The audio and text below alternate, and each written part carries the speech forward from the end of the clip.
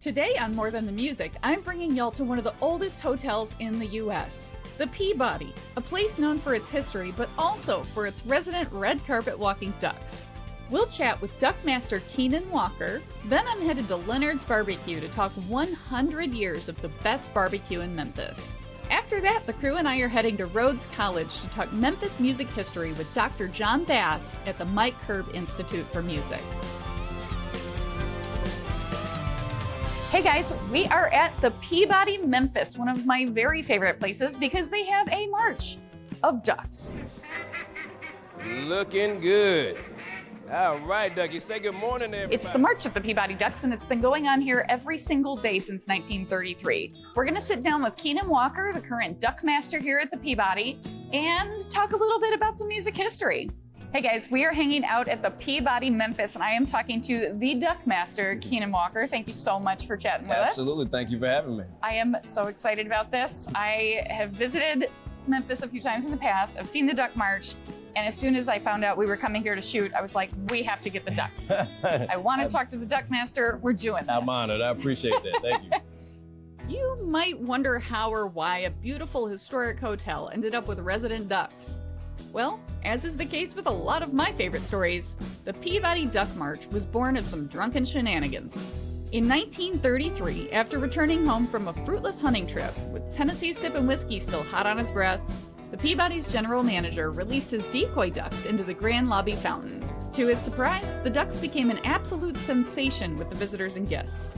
In 1940, the hotel bellman Edward Pembroke, a former circus trainer, began training 5 North American mallards to perform the now famous march. Today, Kenon Walker is the resident Duckmaster. So we're not here just to feature the ducks, y'all. I want to talk a little bit about the music history that's also taken place here at the Peabody. Something about Elvis signing a deal downstairs. Can you tell us about that? That's correct, yeah. When Elvis first started recording records, he was recording with Sun Records. But Sun Records was an independent label with limited distribution. So once Elvis got a manager by the name of Colonel Tom Parker, Colonel Parker wanted to get him on a label that had international distribution and also get him involved in television and films. So Colonel Parker set up a meeting with Elvis Presley and the executives of RCA Records here at the Peabody, actually right downstairs in the lobby. And when it came time to draw up the terms and conditions of the contract, the only paper that was available actually had a Hotel Peabody letterhead at the top of it. So this actual RCA contract says Hotel Peabody at the very top. Another thing, speaking of Sam Phillips, rock and roll music wouldn't be what it is if it wasn't for Sam Phillips. Yeah, Sam Phillips, yeah, he definitely was a major contributor to to Memphis rock and roll and to the rock and roll sound here in Memphis. And of course, Memphis is known as the home of blues, soul, and rock and roll.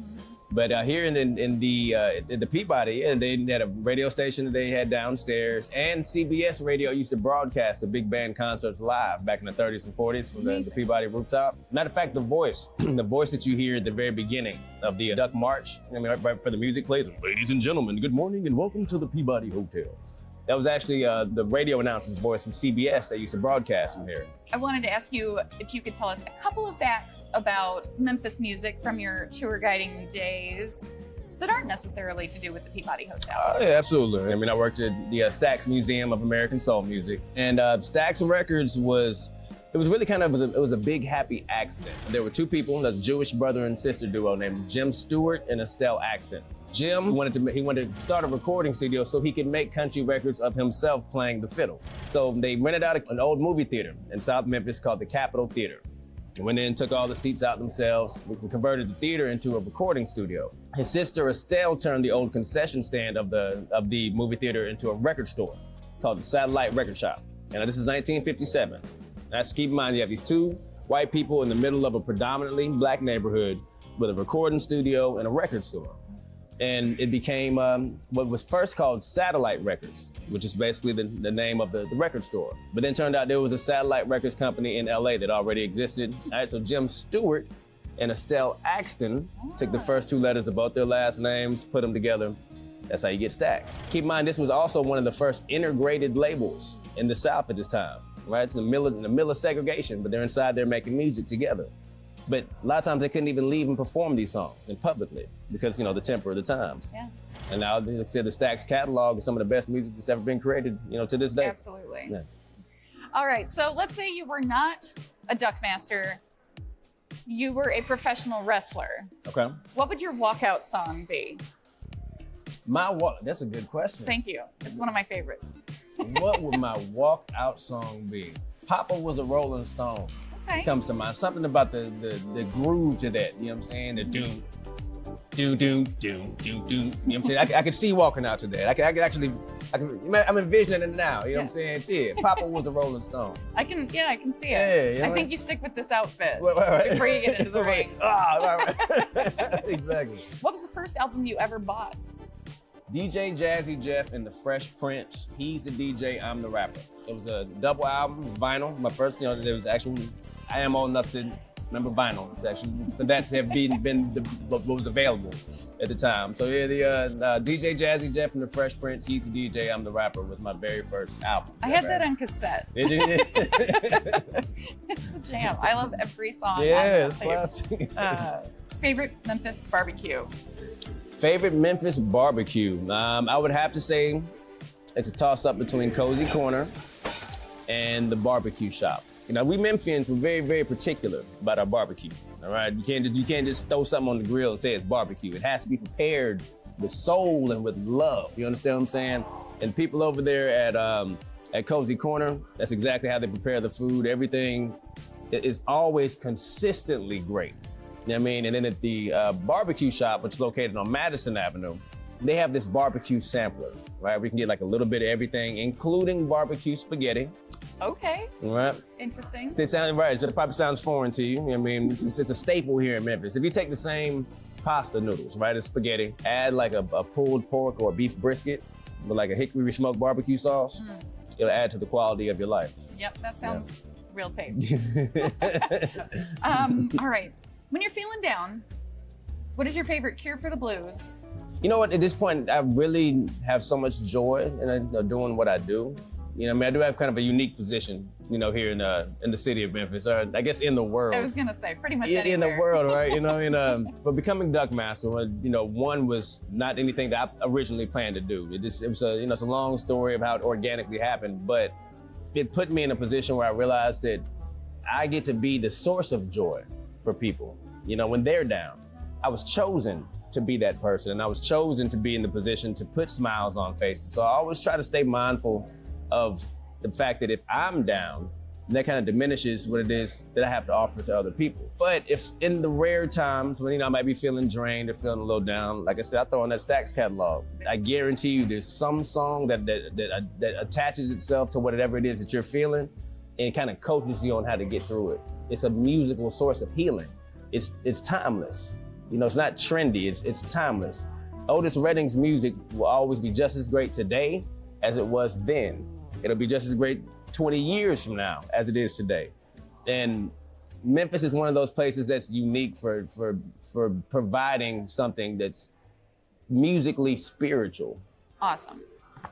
Thank you so much, Kenon. So thank you for the opportunity. So much fun. Yeah, thank you, I appreciate it. When we return, I'll be bringing you into the kitchen of one of the oldest barbecue joints in Memphis. Stay tuned.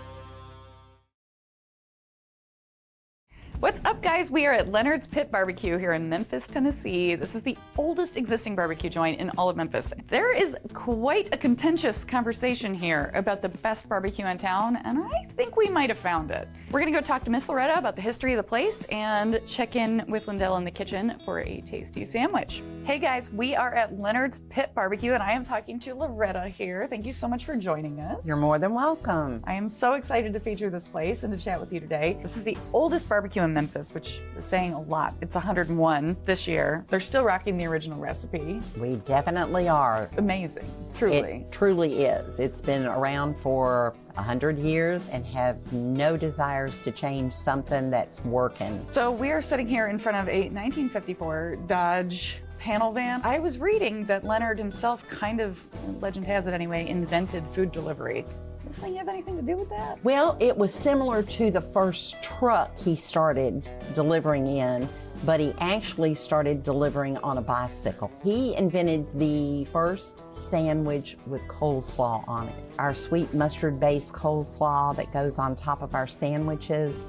was his and his wife's invention of, why not put this on the sandwich? It's good. I don't generally eat it if it's a side, but on the sandwich, you gotta do that. What's the process look like from when you guys get the pork to it being served here in the restaurant? We get our shoulders in, and then you cook it for 12, 14 hours on the smoker. And then when it comes off, you've got that brown outside flavor of the smoker and everything on it. Either fix it in a dinner form for somebody if they're watching their weight and don't want the carbs, or you chop it up. So many people will come in nowadays and say, I want to get a pulled pork sandwich.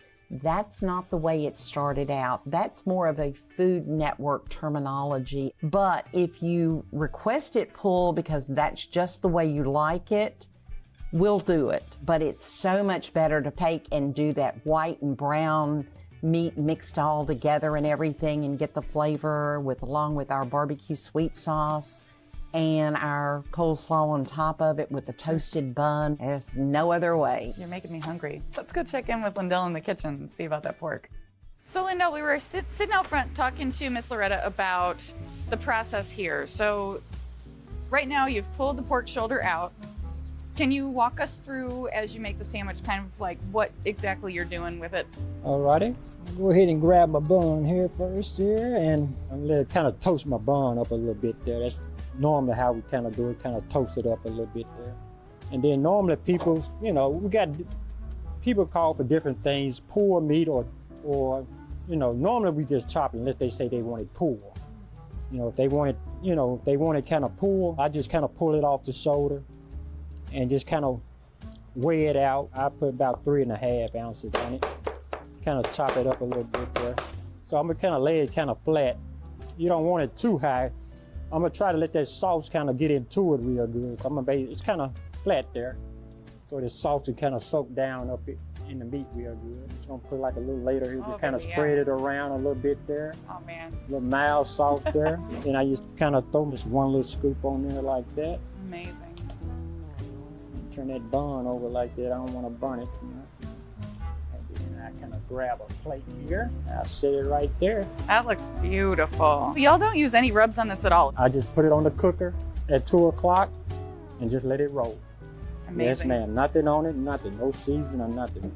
The beauty of simplicity right there. That's it. And when I come in the morning time around 5 o'clock, I mean, it just falls right off the bone. Because we cook it at 220 degrees. And like I say, it just falls off the bone. It's not tough or none. I mean, you can just pull it. All right, y'all, orders up. We're gonna go eat lunch. Y'all stay tuned. After I come out of this food coma, I'll be back with Dr. John Bass at the Mike Curb Institute for Music. Hey guys, we are on the campus at Rhodes College. I'm about to go talk to Dr. John Bass at the Mike Curb Institute for Music. Let's go in and check it out. Hey guys, we are here at the Curb Institute at Rhodes College, and I'm talking to Dr. John Bass today. I'm super stoked to talk to you. This place rules. Can you tell us a little bit about what the Curb Institute does? The Institute here at Rhodes was founded specifically to look at the music of this region, the music of Memphis, the music of the upper Mississippi Delta. It's founded on the, this look at the history of the music that came from here. A thing that Mike Curb likes to say is that Tennessee music changed the world in the 20th century, and that's been part of what's important to him, and we're thankful that he did that. And we're even more thankful that we get to dig into the Memphis side of the story a little bit more. Yeah, it's awesome. Can you talk to me a little bit about that connection here in Memphis as far as music back in the 60s? The jazz tradition from Memphis is so deep and so rich. There's W.C. Handy, right, publishes the first blues, and so there's this band tradition that's happening a long time. So there's opportunities for musicians to play, both on Beale Street, and this is tied into the schools and the churches here. So there's a lot of opportunities for people to, especially young people, to learn how to play. There's a school here in town, it's just west of here, it's called Manassas High School. It was the first school that was made for African Americans in the north part of the city. So Booker T. Washington served the southern part of the city. Manassas High School schools served the northern part of the city. A man named Jimmy Lunsford started the program there in the 20s. He was listening to Louis Armstrong records with his students, which that was the new hip music that parents were terrified of their kids to listen to, right? And so the fact that he would construct a curriculum around that is pretty staggering. He goes on to be a famous band leader, and he keeps coming back to the city. So historically, this is the same time that Elvis and Jerry Lee Lewis and Carl Perkins and Johnny Cash and Roy Orbison are over at Sun's studio recording what would be seen as some of the early rock and roll. At the same time, there's a group of African-American teenagers at Manassas High School studying and playing and gigging, not to become rock and roll stars, but to become jazz musicians. They become really the next wave of jazz musicians. Booker Little is in that group too. And they go on to extremely prolific careers in a lot of different areas. And there was a moment several years ago where both George Coleman and Charles Lloyd were granted NEA Jazz Masters, which is the highest award that the NEA gives to jazz musicians. So in the same year, 2 tenor saxophone players from Manassas High School in Memphis, Tennessee were named NEA Jazz Masters. And so that right there just sort of encapsulates the breadth of Memphis, really, that's all happening at the same time, and it's all amazing. More with Dr. John Bass after these messages. Welcome back to More Than the Music from Memphis, Tennessee. Let's jump back into the interview with Dr. John Bass. Why do you think that Memphis specifically was such a boon to where music has gone? Memphis is a lot of people call it the capital of the Mississippi Delta. And in fact, if you look at New Orleans and then Memphis, St. Louis, even like Davenport, Iowa, there's a lot of similarities between some of the artistic and musical cultures that are going through it because these people were connected to each other through the river. Over the course of the 1920s and 1930s, populations declined in the Mississippi Delta for various reasons. People left the Delta and they went to cities. Memphis is a major spot where they come and they bring that culture. At the same time, you have Beale Street, which is Black Main Street at the time. It is an area in the segregated South. In an African-American church tradition, the Beale Street Baptist Church was constructed by slaves, but it was the first church for African-American congregation. That offers people opportunities to play music and kids to play music and write. I'll tell my students, it's a really large, small town. It's very easy to network here. It's very easy to get to know people. So it's easy to have opportunities to perform with greats. How did you end up sticking around to teach music? My path to teaching all started when I was 13. That's when I first started playing guitar for real and spending time on it. I hit the opening riff to Honky Tonk Woman and somebody recognized it.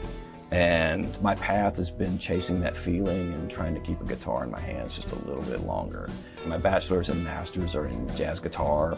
My PhD is actually in music history. I studied improvisatory traditions from, I compared them to the things we see in jazz education. I met my wife. My wife's name is Johnny, so we are no kidding John and Johnny. Really, our path to Memphis was that we both got assistantships here at the University of Memphis. She's an audiologist and works at St. Jude. I just got a job teaching because it's one of the natural things to do. If you're a musician, you start teaching a little bit. What gets me up in the morning is 2 things.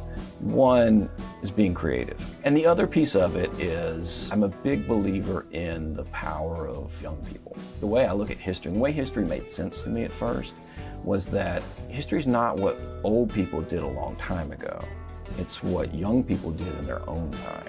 It happened a long time ago, right? I mean, even Elvis died the year I was born, so he's that far removed from my life. He's even further removed from the life of my students. But if you can reframe that and say, wow, look what Elvis did when he was 21.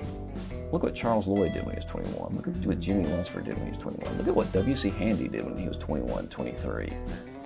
If you were alive back then, y'all may have been friends. Y'all may have hung out, y'all may have made music. I guess that's the great hope that I have, that continues, is that, young people are gonna figure this thing out. And our role in it is to fuel their creativity and fuel the next artists who are gonna lead the way. Yeah. What is your favorite cure for the blues? Wow, that's a really good question. So I'm not sure, the blues always needs to be cured. Right? The blues itself, the music Yeah, it's about it's about somebody done me wrong, right? It's about hard times, and it comes out of hard times. Some of the hardest times suffered by a group of people, right? That's how this music came to be. But it's not sad music. It's actually party music. It's music you're supposed to dance to. So the cure for the blues is the blues. Dr. Bass, thank you so much. All right, thank you all. Some fun.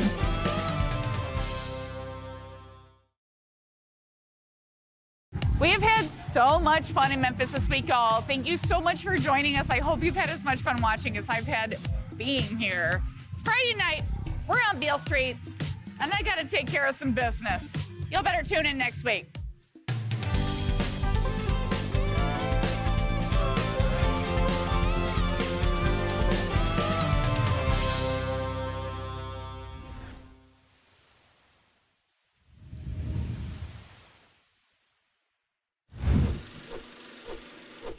It's good.